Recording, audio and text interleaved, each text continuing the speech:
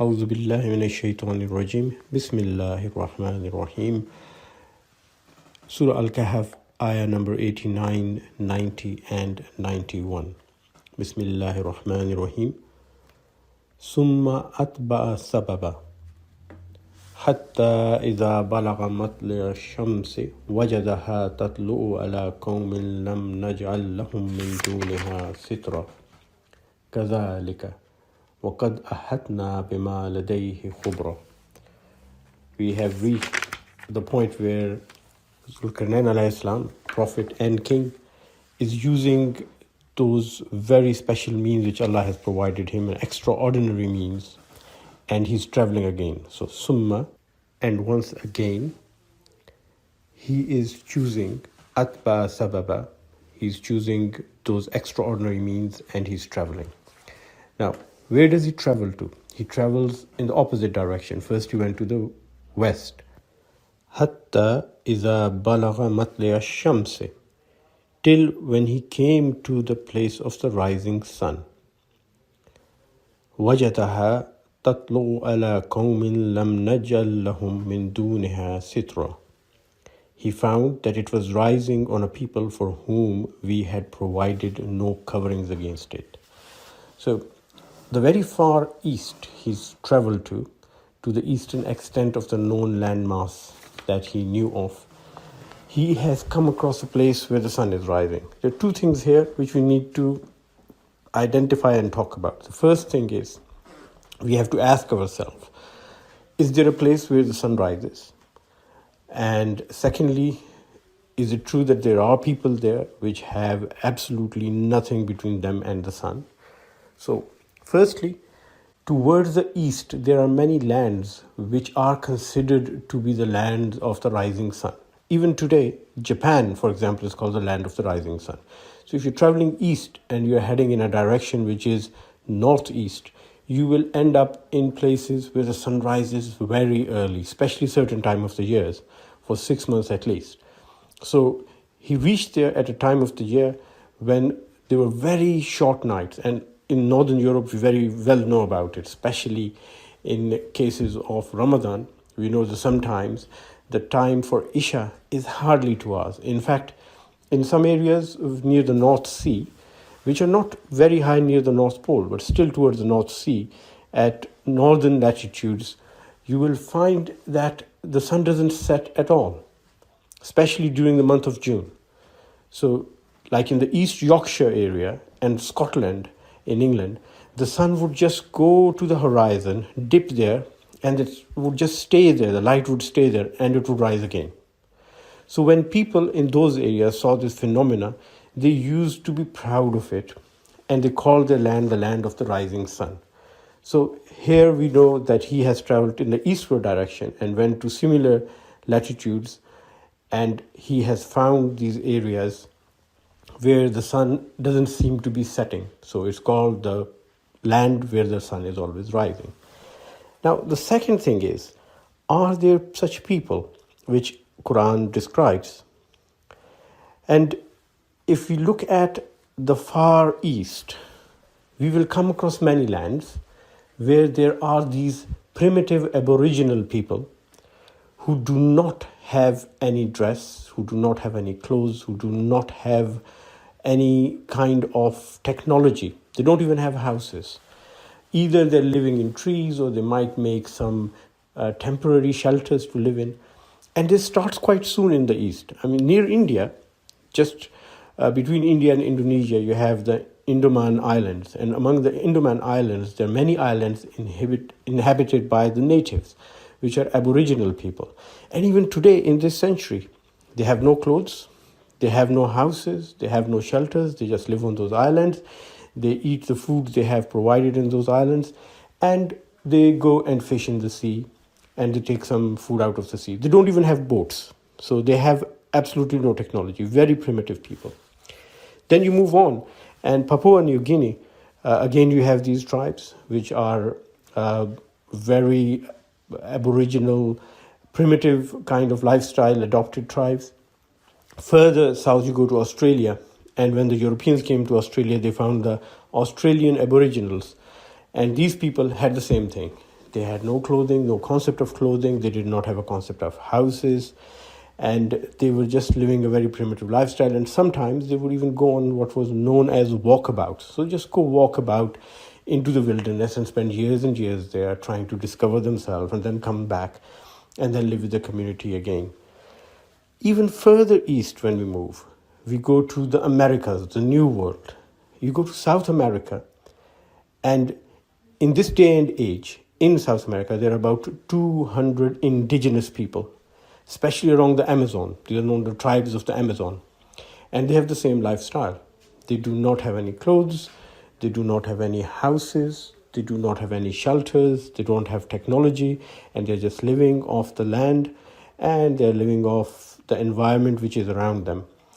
Sometimes they might use leaves to cover them, but that also is not a very particularly permanent feature. So they may and may not have covering for themselves. Most of the time, they prefer not to cover themselves, and that is also quite reasonable because you can't find leaves all year long, and you can't find them all the time, and leaves are perishable items. It's not like our clothes that you can wear them for 1 month or 2 months. So these people, they had no covering, nothing to protect them from the sun's heat. Now, when I first time read this story, I was very excited. I mean, in the West, what Zulkarnain alayhi salam had done was come across a rebellious nation and dealt with them with justice and imparted justice upon them. And I was very excited. In the East, what is he going to do? So let's see, ayah number 91, and we see what he's going to do in the East. So it says, كَذَلِكَ وَقَدْ أَحَتْنَا بِمَا لَدَيْهِ خُبْرًا. So, كَذَلِك is thus it was. End of story. He did nothing. He did absolutely nothing. And what's the rest of the ayah? It says, كَذَلِكَ وَقَدْ أَحَتْنَا بِمَا لَدَيْهِ خُبْرًا. And thus, he left them as they were. He did nothing. No interaction with them, and we did encompass with our knowledge all that he had in mind. So Allah says that Zulkarnain saw these people, these indigenous aboriginal people, and he did nothing. He didn't interact with them. He didn't talk to them. He didn't preach to them. He's the Prophet of Allah. He didn't look whether they were good or bad and what to do with them. He kept social distancing. And Allah Ta'ala says, I know what was in his mind. I know why he did not do that. Why he left them as they were and went away. Now, this is mind-boggling. I could for years and years not understand why he did that, why he not interacted with them. Then over the years, I started to study the indigenous tribes, the aboriginal tribes, and say, what was the problem with these people when they came in contact with people from outside? Now, the reason why these people don't have clothes, the reason why they don't have houses, they don't have technology, they don't have instruments and skill apart from the very primitive one is that they are living in isolation for tens of thousands of years. Some have estimated 50, 60,000 years have passed since these people went to these areas and they've lived there. Like for the Australian Aborigines, the indigenous people, 50 to 60,000 years ago, they arrived to Australia and they had no interaction with the outside world after that. So what has happened? They came with whatever skills they were, and those skills were left with them. So if they could make spears, and if they could make arrows, and they could make sticks, boomerangs, whatever they had, this is what they have. They could not get any new information from outside, from other cultures. Sometimes they even lost the skill. Like the Andaman Islands are islands. So the indigenous people of the Andaman Island came there by boat. Australia is a big, massive island. Australian indigenous people came there by boat. But they lost the skills to make boats. Over the thousands of years, they didn't need boats. They were on land, they're trapped in the land. And over the generations, they lost the skills. But something else happened. Their bodies and their immune systems also developed in isolation. So whatever bacteria, viruses, fungi, infections they have in their environment, their body can fight it. But if anything comes from outside, they cannot fight it.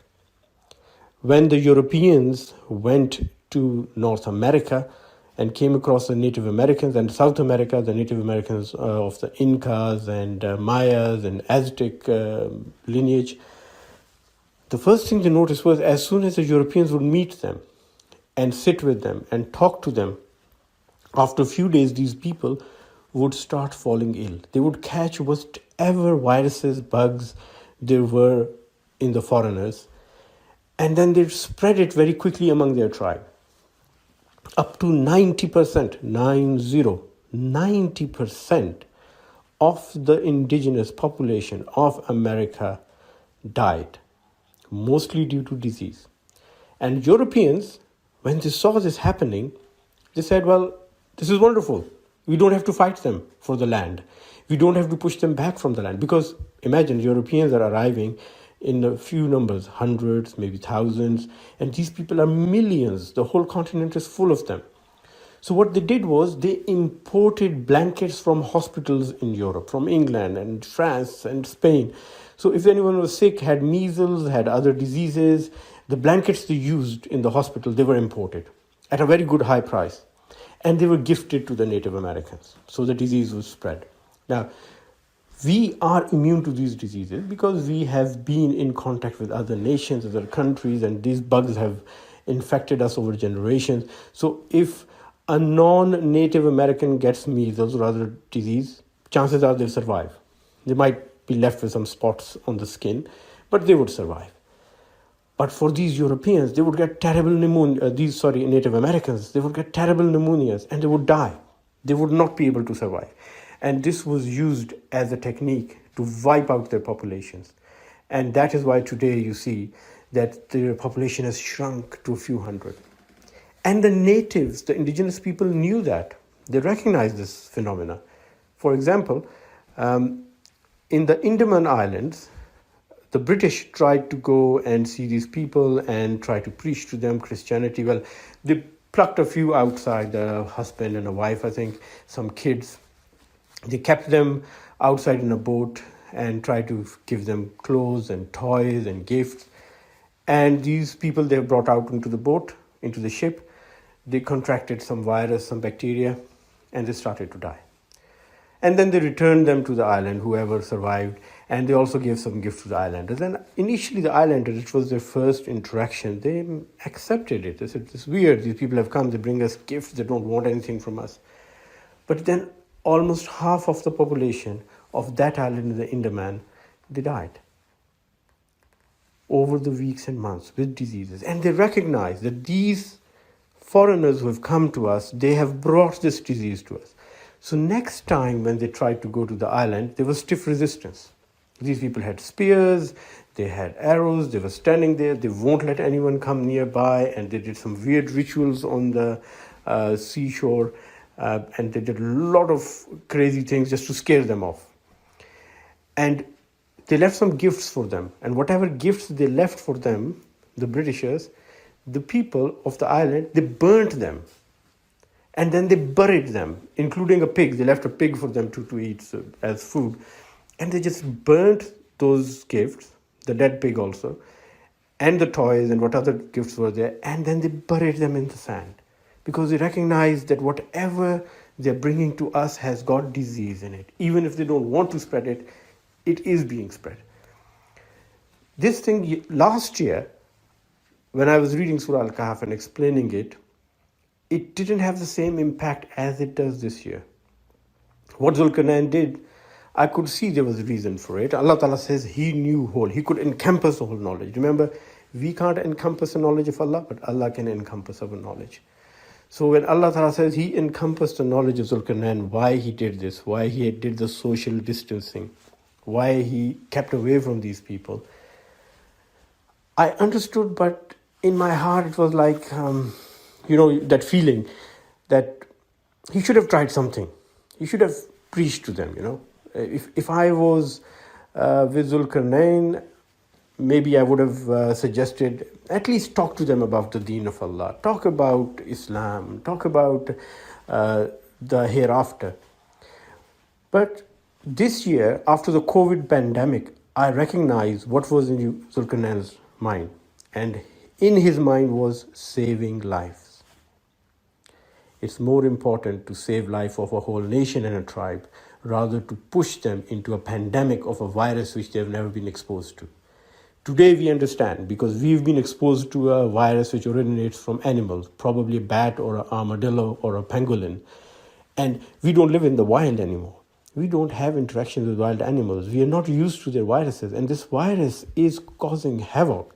And it's only causing 6 to 7% mortality rate, but that is wiping out a substantive number of the human population.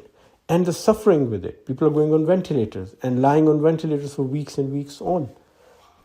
And here I would also like to say that eventually people would catch this virus.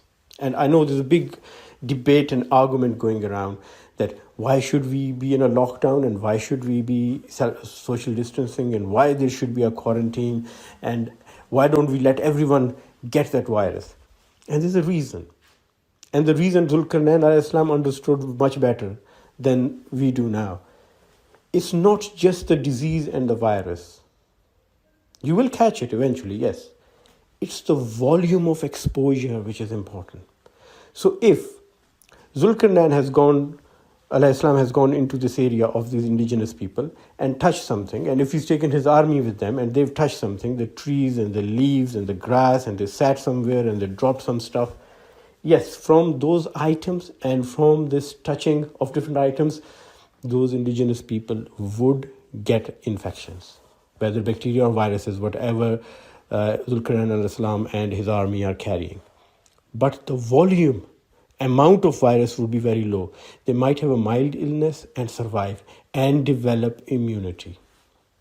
That's the first thing.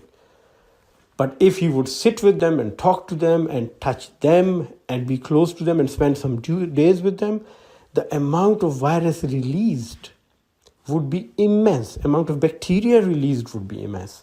And that volume of infectious agent, their immune system would not be able to cope with. And instead of getting immunity, like you do in vaccination, you do small amounts of weakened disease particle in vaccination.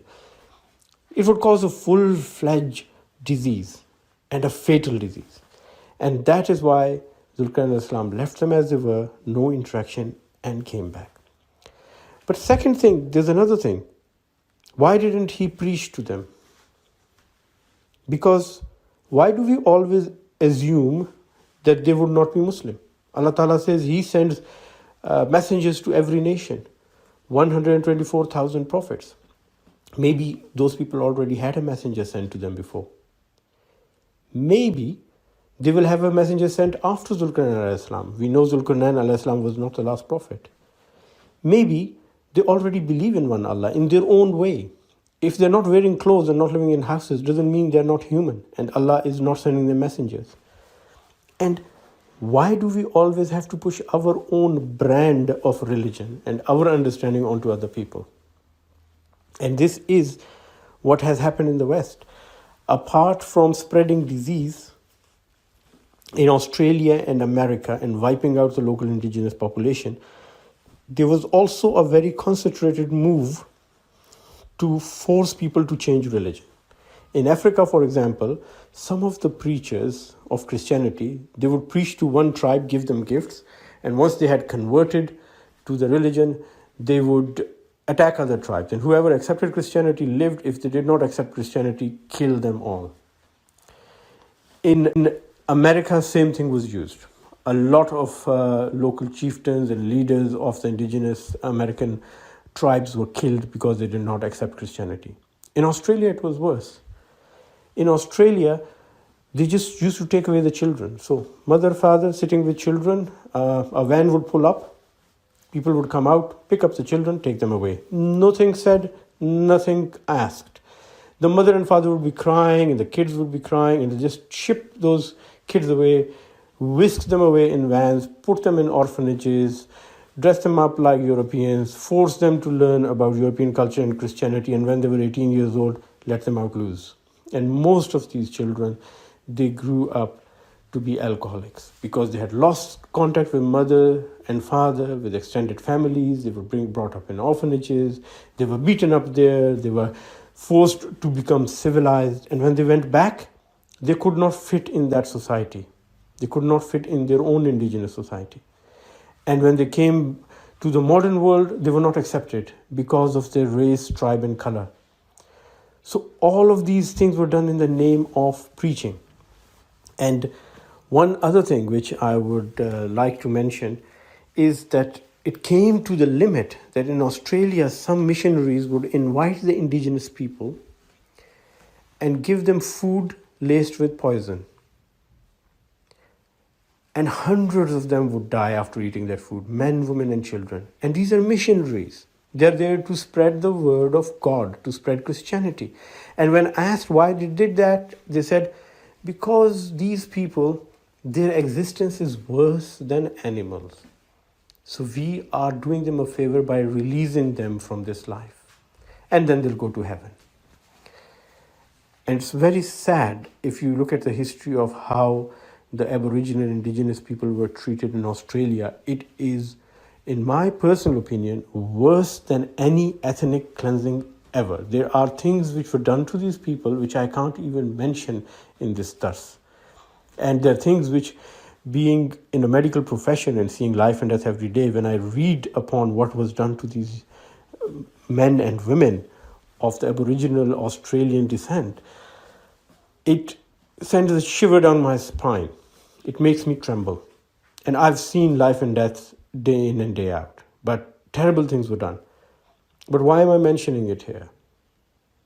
I'm mentioning it here because we are going on the same path. There are people among the Muslims who think that if the non-Muslims are killed as collateral damage in our fight and struggle against them, it is justified. Because if they're innocent and they die, they will go to heaven. This is not the tabligh and the preaching which we are supposed to do. Look at Zulkarnain alayhi salam. How particular was he to make sure that these people do not get hurt? Because Allah says, وَمَنْ أَحْيَاهَا فَكَأَنَّمَا أَحْيَا النَّاسَ جَمِيعًا. You save one human life, it's like saving the whole humanity. Why? Because the whole humanity started from one person, Adam alayhi salam. And today, if everyone dies, all humans die, if an asteroid strikes a planet and one survives, one male and one female, these two can repopulate the earth. But you need each one of them. If only a male survives, only a female survives, you can't. So every human being is as precious as the whole humanity. You've got the genetic code of the whole humanity in you. Allah has kept this genetic code going. He's kept us alive over generations and generations. And how easy do people think that in the name of Allah, in the name of preaching, in the name of doing the good, spreading the word of God, we can consider killing them? And what does Zulkarnain do? He does absolutely nothing. He's not going to preach, he's not going to talk, he's not going to interact, because the sanctity of human life is more important. And he understands shutdown and lockdown, and he understands social distancing at a time which is thousands of years ago, which unfortunately as Muslims today we are struggling to understand.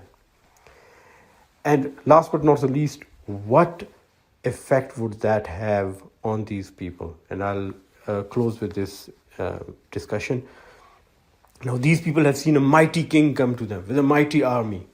He's got a crown made of gold and silver and two horns coming out of it. And they know he is a powerful, strong person. He could just decimate them, destroy them, take over their land. What does he do? He does nothing. He looks at them, sees them, smiles at them, because Muslims are supposed to smile at other human beings. And he goes back. Now, their inhibition, their fear of other human beings has reduced. Think of it. You're sitting somewhere out in the jungle, camping, picnic, and suddenly a tiger or a lion comes. You're scared because the tiger and lion can kill you. If he snarls at you, if he growls at you or tries to attack you, you would be scared for the rest of your life. If you survive that experience, you'll have nightmares. You will even be scared of a cat.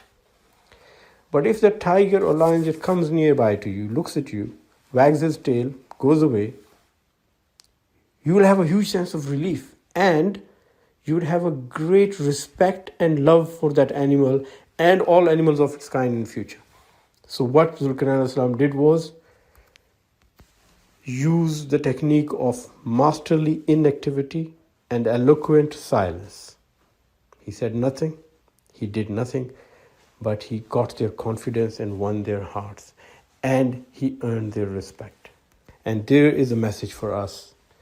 For the non-believers, when we're doing tabligh to them or approaching them, what we need to do is sometimes nothing. They don't see the Quran, they don't see the Hadith, they don't see the mosques, they don't see the big books of Islamic philosophy, they see us. So maybe if we just smile and do the good thing or not harm them, that is more of a tabligh than to try to force your way, than to try to shout, than to try to argue, than to try to do things which are going to convey to them their feeling, but not your religion and not your teachings. Sometimes silence is the best method of getting your views across. And our deen is Islam, peace. And Zulkarnain brought peace to those people too.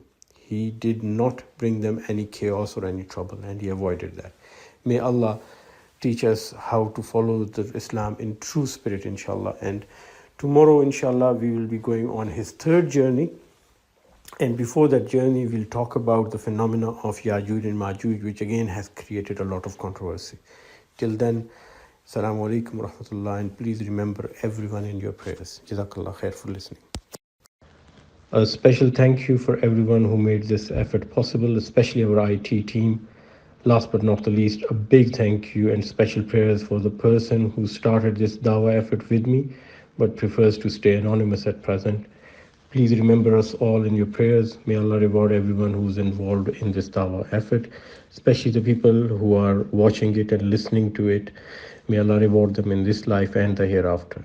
Ameen summa ameen.